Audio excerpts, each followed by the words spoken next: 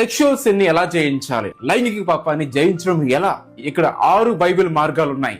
అవేంటో చూద్దాం. మీరు లైంగిక పాపంతో పోరాడుతున్నారా, ఈ యొక్క సెక్షువల్ సిన్ తో పోరాడుతున్నారా? బహుశా అది అశ్లీల వీడియోలు, పోర్నోగ్రఫీ చూడడం కావచ్చు, హస్తప్రయోగం కావచ్చు, మాస్టర్బేషన్ కావచ్చు, పెళ్లికి ముందే ఆ శారీరక సంబంధ పాపానికి చోటు ఇవ్వడం, జాగ్రత్తము, వ్యభిచారము, ఇలా కామపు ఆలోచనలు, అపవిత్రమైన రిలేషన్, బ్యాడ్ రిలేషన్షిప్, అది ఏదైనప్పటికీ లైంగిక పాపాన్ని జయించడానికి 6 సులువైన బైబిల్ మార్గాలు ఇక్కడ ఉన్నాయి. మొట్టమొదటిగా అంటే శోధన నుండి పారిపోండి.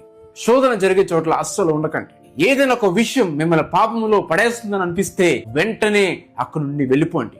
మిమ్మల్ని తప్పుదారి పట్టించే వెబ్సైట్లు గాని, వీడియోలు గాని, ఫోన్ గాని, స్నేహితులు గాని, రాంగ్ ఫ్రెండ్స్ గాని, రాంగ్ ప్రదేశాలు గాని, అక్కడి నుంచి దూరంగా ఉండండి. బైబిల్లో యేసేపుకు శోధన ఎదురైనప్పుడు అక్కడ నిలబడి వాదించలేదు, అక్కడ నుండి పారిపోయాడు. కొన్నిసార్లు శోధన నుండి దూరంగా వెళ్ళిపోవడమే మనం సాధించే అతిపెద్ద విజయం. రెండవదిగా నీ హృదయము దేవుని వాక్యంతో నింపుకోండి. దేవుని వాక్యం పాపంతో పోరాడే శక్తి మనకి ఇస్తుంది. ప్రతిరోజు బైబిల్ చదవండి. అది కేవలం ఒక చాప్టర్, ఒక అధ్యాయం అయినా సరే దేవుని వాగ్దానాల గురించి ఆలోచించండి.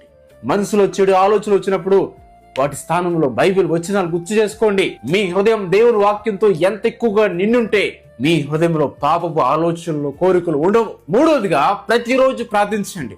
మీరు మీ సొంత శక్తితో పాపాన్ని జయించలేరు. మీకు ప్రతిరోజు దేవుడి సహాయం కావాలి.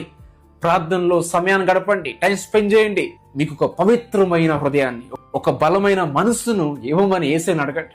శోధన రాగానే దానికి లొంగిపోకుండా వెంటనే ప్రార్థన చేయడం స్టార్ట్ చేయండి. మీ సొంత బలంతో ఈ యొక్క లైంగిక పాపాన్ని మీరు ఓడించలేరు. మీకు ప్రతిరోజు దేవుని సహాయం అవసరం. నాలుగవదిగా మిమ్మల్ని పాపంలోకి నడిపించే ప్రతి దాన్ని తీసివేయండి. మీ ఫోన్ గాని, సోషల్ మీడియా గాని, సినిమాలు, లోకానుసరమైన స్నేహితులు, ఇలాంటి పాపములు నడిపించే వాడికి వీటన్ని తీసిపడేయండి. వీటి నుంచి బయటకు వచ్చేయండి. ఐదవదిగా దైవ భక్తి గల స్నేహితులతో కలిసి ఉండండి. ఈ యుద్ధాన్ని మీరు ఒంటరిగా పోరాడకండి. యేసయ్యని వెంబడించండి. యేసయ్యని వెంబడించే వాళ్ళతో సహవాసం చేయండి. దేవుని బిడ్డలతో, విశ్వాసులతో, దేవుని సంఘంతో రెగ్యులర్ గా చర్చికి వెళ్ళండి. ప్రార్థన కూడికలు పాల్గొనండి. బైబిల్ స్టడీస్ లో పాల్గొనండి. మీకోసం ప్రార్థించమని అడగండి.